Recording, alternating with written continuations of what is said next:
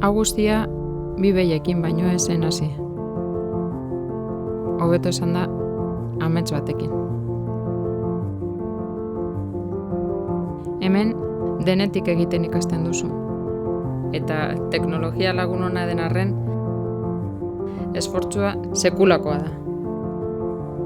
Ametslekun erronkak etengabeak dira, baina benetan, pasioa sentitzen dudan horretan lan egiteko sortea dut. Ingurune paregabe batean. Hori, hein handi batean lehenagotik lanbidean aritu direnei zor diet. Beraiek, bereziki emakumeek, gure lurra, gure familia zaindu dituztelako. Inoiz egon behar ez zuten itzalean. Eta ezinbesteko garrantzia izan dutelako gure gizartean. Eta horrela, ezagutu dadila, uste dut, egun lanbide honetan jarduten dugunon ardura ere badela.